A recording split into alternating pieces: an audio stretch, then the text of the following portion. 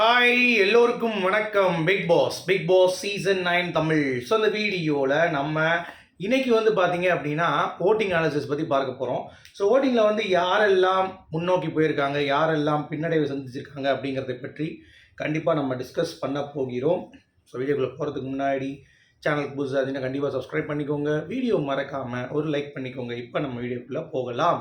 So இன்னைக்கு பார்த்தீங்கன்னா திவ்யா வாண்டடாக ஒரு கண்டென்ட் பண்ணுவோம் அப்படின்ற மாதிரி ஒன்று பண்ணாங்க கனி கூட. அது ஒர்க் அவுட் ஆச்சா அப்படின்னு கேட்டிங்கன்னா ஒரு வயல் மதிக்கலை அப்படின்ற மாதிரி ஆயிடுச்சு. இவங்க கேட்ட வரைக்கும்லாம் போயிட்டு நான் வெளியே போகிறேன்ற மாதிரிலாம் சொல்லிட்டு வந்தாங்க. ஆனால் யாருமே ஏன் இங்கே போகிறீங்க, ஏன் வெளியே போகிறீங்க அப்படிங்கிறத கேட்கவே இல்லைன்னா அவங்களுடைய கேம் பார்த்திங்கன்னா புரிஞ்சிருச்சு. இதுதான் அவங்களுடைய கேமு அப்படின்னு சொல்லிட்டு அது கனியும் கூட உட்காந்துக்கிட்டு அவங்க கேமை உடச்சி விட்டது அப்படிங்கிறது மிகப்பெரிய ஒரு விஷயமா இருந்தது. அது மட்டும் இல்லாமல் அஃபிஷியல் ஓட்டிங்கில் அவ்வளோதாங்க, க்ளீனாக தெரிஞ்சிருச்சு யார் அப்படின்னு சொல்லிட்டு. பட் நான் அடுத்த வாரம் தேர்ஸ்டே நம்ம விஜய் டிவியில் அறிவிச்சிடலாம். 90 நாள் கிட்ட நம்ம பார்த்தீங்கன்னா வெற்றியாளரை அறிவிக்க போகிறோம் அப்படிங்கிறத நான் சொல்லிக்கிறேன். ஏன்னா இப்போயே ஓரளவு தெரிஞ்சிருச்சு. 80% கானா வினோத் தான், அதில் எந்த ஒரு மாற்று கருத்தும் இல்லை. அவருடைய ஓட்டு ரொம்ப ஸ்ட்ராங்காக இருக்குது அப்படிங்கிறது பார்க்க முடியுது. ஸோ அன்அஃபிஷியல் பார்ப்போம். அதுக்கடுத்து அஃபிஷியல் நான் டிஸ்கஸ் பண்ணுறேன். அதுக்கடுத்து லைவ் நடந்த சில விஷயங்கள் அதையும் டிஸ்கஸ் பண்ண போகிறோம். ஓகேவா? ஸோ ஃபஸ்ட்டு பார்த்தீங்க அப்படின்னா வினோத் அவர்கள் இருக்கார். கிட்டத்தட்ட 1,60,000 வாக்குகள்.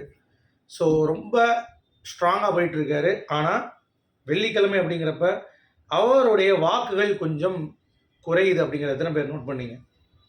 25% இருந்து ஸ்டார்ட் பண்ணும்போது இப்போ அப்படியே அவருடைய வாக்குகள் குறையுது அப்படிங்கிறது பார்க்க முடியுது அன்அஃபிஷியலில். திவ்யா அவர்கள் 2ஆம் இடம், 1,05,000 வாக்குகள். ஸோ அவங்களுக்கும் இவருக்கும் டிஃப்ரென்ஸ் பார்த்தீங்க அப்படின்னா ஒரு 50,000 இருக்குது. ஓகே, சாலிடாக சொல்ல போனால் ஒரு 53,000 54,000 ஓட்டு இருக்குது. ஸோ அப்படிங்கிறப்ப கொஞ்சம் ஓரளவுக்கு 2 பேருக்குமே பெரிய டிஃப்ரென்ஸ் அப்படிங்கிறது இல்லை. ஒரு பயங்கர ஓட்டு அப்படின்ற மாதிரிலாம் இல்லை. ஸோ அடுத்த இடமான பார்வும் சரி, கிட்டத்தட்ட 76,000 வாக்குகள் இருக்குது. அவங்களுக்கும் பெரிய டிஃப்ரென்ஸ் இல்லை. ஸோ 3 இடமே பெரிய டிஃப்ரென்ஸ் இல்லாத மாதிரி தான் நமக்கு ஃபீல் ஆகுது அன்அஃபிஷியலில். அடுத்து நீங்கள் கனி வந்துட்டீங்கன்னா கனி வரும்போது தான் நமக்கு தோணுது, ஆஹா இதை நம்பவே முடியாது போலையே, அஃபிஷியலில் வேற ஒன்று இருக்கும் போலையே அப்படின்ற மாதிரி தோணுது. ஆனால் நமக்கு கிடைத்த தகவலின்படி அஃபிஷியல்லையும் நெருக்கமாக தான் போட்டுட்ருக்காங்க அப்படிங்கிறது தான் தோணுது. அதை நான் டிஸ்கஸ் பண்ணுறேன் உங்களுக்கு. அடுத்து அரோராலாம் டாப் 5 வர அளவுக்கு என்ன ஆயிடுச்சுன்னு பாருங்கள். அதுக்கடுத்து சாண்ட்ரா. கனிக்கும் அரோராக்கும் எவ்வளோ டிஃப்ரென்ஸ் போயிடுச்சுங்க. கிட்டத்தட்ட திடீர்னு எப்படி கனி முன்னாடி வராங்க அப்படிங்கிறது யாராலையும் கணிக்க முடியல. அந்தளவுக்கு இந்த அன்அஃபிஷியல் நம்பகத்தன்மை அப்படிங்கிறது இல்லை. ஏன்னா கனி கடைசி இடத்துல இருந்தாங்க. விக்ரமுடைய ஓட்டெலாம் கணிக்கு போடுறாங்களே, ஒரு வேளை விக்ரம் ஃபேன்ஸ்லாம் விக்ரமும் இருக்காண்டா உள்ள, அதில் போடுங்கடா அப்படின்ற மாதிரி இருக்கு. அதாவது சபரி விக்ரம் கேம் கனியால் போச்சுங்கிறது இதன் கூட ஒரு உதாரணம். என்ன, சர்வைவரில் அவங்க மக்களின் ஓட்டு கிடையாது, அவங்களுடைய ஓட்டு. அதில் விஜயலட்சுமி ஆடின கேம் நம்ம ஃபேராக இருந்தது. பட் இது மக்களுடைய ஓட்டு. 2 பேருடைய கேம் அழிச்சிட்டு நீங்கள் ஒரு கேம் ஆடுறீங்களே கனி, வெரி வெரி பேட். இதற்காகவே 4ஆம் இடத்துக்கு வந்திருக்காங்கன்ற டவுட்டாகவே இருக்குது. அமித்துக்கு 43,000 வாக்குகள். ஸோ விக்ரமுக்கும் அமித்துக்கும் கொஞ்சம் டிஃப்ரென்ஸ் இருக்குது. பட் அவ்வளோதான். எனக்கு தெரிஞ்சு சுபிக்ஷாவுக்கு கன்ஃபார்ம் அவுட்டுங்க இந்த வாரம். ஒரே விக்ஷன் தான். ஏன்னா டிக்கெட் டு ஃபினாலே போன வாரம் 10 பேர் ஆடிருக்காங்க போன சீசனில். இப்போ 11 பேரில் ஒருத்தங்க தான் போவாங்க. ஸோ ஒருத்தவங்க போனாலும் சுபிக்ஷா தான் போயிட்டாங்கன்னா 10 பேர் ஆடுவாங்க டிக்கெட் டு ஃபினாலே அப்படிங்கிறது பார்க்க முடியுது. ஸோ அதில் யார் டிக்கெட் எடுப்பாங்கிறது எனக்கு கிட்டத்தட்ட உறுதியாயிடுச்சு. ஒன்று சபரி இல்லை கமருதீன், அவ்வளோதான். இதுக்கு தாண்டி டிக்கெட் டு ஃபினாலே வேணால் எடுப்பாங்களாங்கிறது டவுட்டு தான். பேலன்சிங் 2 பேருமே நல்லா விளையாடுவாங்க, சபரியும் சரி கமருதீனும் சரி. Okay, full and full balancing வந்துச்சு அப்படின்னா சுபிக்ஷா இருந்தால் தான் வாய்ப்பு இருந்துச்சு. சுபிக்ஷா இல்லை. விக்ரமுக்கு பேலன்சிங்கே கிடையாது. ஸோ அவனுக்கு வாய்ப்பே கிடையாது. சாண்ட்ரா, பார்வதி, திவ்யாக்கெல்லாம் எனக்கு தெரிஞ்ச அவ்வளோ ஸ்கோப் இல்லை. ஸோ 2 பேர் தான் நேரோ டவுன் ஆகிடுச்சு ticket to finale, Sabari Kamaruddin.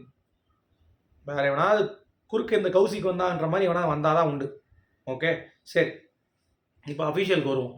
அஃபிஷியலுக்கு வினோத்துன்னு போட்டுட்டு கீழே ட்ராப் டவுன் போட்டாங்க. எப்பயுமே இப்படி தான் இருக்கும் வினோத்துக்கு. பட் ரெட் மார்க்கில் கீழே போட்டாங்க எனக்கு வர சோர்ஸ்லேருந்து. நான் தான் யோசித்தேன், அப்போ வினோத்துடைய வாக்குகள் கீழே இருக்குது அப்படிங்கிறது.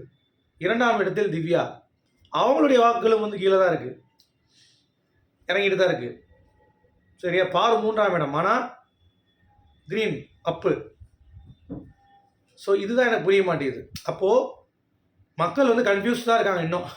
நல்லா தெரியுது. வினோத்துக்கு போடலாமா, திவ்யாவுக்கு போடலாமா, இல்லை பாருக்கு போடலாமா அப்படின்ற மாதிரி. நேற்றுலாம் நீங்கள் பார்த்தீங்கன்னா பாருக்கு அப்பில் தான் இருந்துச்சு, திவ்யாவுக்கு வந்து 2 நாள் முன்னாடி அப்பில் இருந்துச்சு, வினோத்துக்கு அப்பில் தான் இருந்துச்சு. இன்றைக்கி காலையில் வர்றதுல தான் டவுனில் இருக்குது. ஸோ வினோத்துக்கு ஓட்டுகள் குறையுது அப்படிங்கிறது அன்அஃபிஷியலி உணர்த்துது நமக்கு. 25லேருந்து அவருடைய வாக்கு சதவீதம் 23.67 வந்திருக்கு. சரியா? திவ்யாவுக்கு ஸ்லைட் இம்ப்ரூவ்மெண்ட் இருக்குது. 15.50லேருந்து வாக்கு வந்து 15.73 வந்திருக்கு. அப்படினால நமக்கு அஃபிஷியலாக அது வந்து பெருசாக ரிஃப்ளெக்ட் ஆகலை. ஸோ பாருடைய அம்மாவுடைய எஃபெக்ட் இருக்குது பாருவுக்கு. So she is getting oats அப்படிங்கிறது பார்க்க முடியுது. பட் அந்த 3 பேருமே கனி 4வது இடம். அதுதான் இங்கே காமெடியே. அரோரா வந்து 5. என்னடா இது அப்படின்ற மாதிரி அன்அஃபிஷியல் அப்படியே மேட்ச் ஆகுது அஃபிஷியல் அப்படின்ற மாதிரி இருக்குது. ஆனால் இதில் நீங்கள் கவனிச்சிங்கன்னா 3 இடம் இருக்காங்கல்ல, பெரிய டிஃப்ரென்ஸே இல்லைன்றாங்க. ஒரு பயங்கரமான டிஃப்ரென்ஸ் அப்படிலாம் இல்லவே இல்லை. பக்காவாக நேரோ டவுனாக தான் இருக்குன்றாங்க. ஸோ அதுதான் இப்போ நமக்கு வந்து ஷாக்கான ஒரு இது.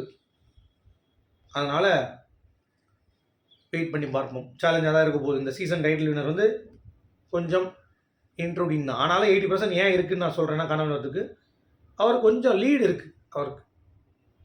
ஆனால் உடைக்கக்கூடிய லீடு தான். அது யாருனாலும் உடைக்கலாம் அப்படின்ற மாதிரி தான் இருக்குது. Okay, so let's see how the game goes. Right. இப்போது திவ்யா வந்து ஒரு ஃபேக் கண்டென்ட் கிரியேட் பண்ணாங்க. என்ன அப்படின்னா, வாடா சண்டை போடலாம் சொல்லி கனிக்கிட்ட போட்டு விக்ரம் வந்து பார்த்தீங்கன்னா வந்து கேட்குறான். அவங்க ஃபேமிலி வராங்கன்னு சொன்னோடனே, இது உண்மையான கண்டென்ட்டாலே அப்படின்னு கேட்கும்போது, ஏய் ஃபேக் அப்படின்ட்டுருச்சு கனி. அம்மா அவனுக்கு என்னம்மா நீ அப்படின்ற மாதிரி தான் இருக்குது. இங்கேயுமா விக்ரம் கிட்ட அப்படியே அள்ளி தெளிச்சு சவரியை வெளியே அமிச்சது. அதாவது எஃப்ஜே வெளியே அமிச்சிட்டா, ரம்யா வெளியே அமிச்சிட்டா, இப்போ 2 பேர் தான் இருக்காங்க. பாயாசத்தை போட்டு விட்டு கனி உள்ளே விட்டா பாருங்க கடைசி டாப்பில். அதுதான் இங்கே காமெடியாக இருக்குது. கேட்டால் அவங்க 2 வாரம் நல்லா விளாண்டாங்கன்றாங்க கனி. சரி விளையாடட்டும் பெண்ண. கனிக்கு டைட்டில் கொடுக்கறதுக்கு வாய்ப்புகள் இருக்குது. ஏன்னா கனி அன்அஃபிஷியலில் பார்க்கும்போது 59,000, இதுலேயும் 4வது பிளேஸ்ன்றாங்க. பெரிய டிஃப்ரென்ஸ் இல்லைங்கிறேன். புஷ் பண்ணி ரன்னராக கூட கனிக்கு வரலாம், கொடுக்கறதுக்கு வாய்ப்பு இருக்குது. நான் என்ன சொல்ல வரேன்னா, இவங்க தான் வின்னர், இவங்க தான் ரன்னர்ன்று இந்த சீசனில் நம்ம ப்ரெடிக்ட் பண்ண முடியல. அதுதான் ஒரு பாயிண்ட்டு. ஏன்னா அஃபிஷியலும் அப்படி தான் டினோட் பண்ணுது நம்ம பார்க்கும்போது. அன்அஃபிஷியலும் அதுதான் டினோட் பண்ணுது.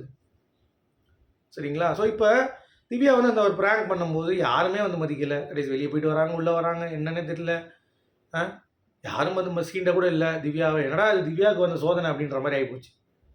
வெளியெல்லாம் வந்துட்டாங்க. நான் விட்டா வெளியே போயிடுவேன், கதவை திறங்கடா அப்படின்ற மாதிரி பயங்கரமாலாம் வந்து டெவலப் பண்ணி ஒரு விஷயம் பண்ணுறாங்க. கடைசி வந்து புஷ்ஷுன்னு காற்று போடுங்க டயர் மாதிரி ஆகிடுச்சு. ஸோ உங்களுடைய கருத்துக்கள் என்ன அப்படிங்கிறத மறக்காம சொல்லுங்கள். மீண்டும் சூப்பரான அடுத்த சந்திப்போம். அது வரைக்கும்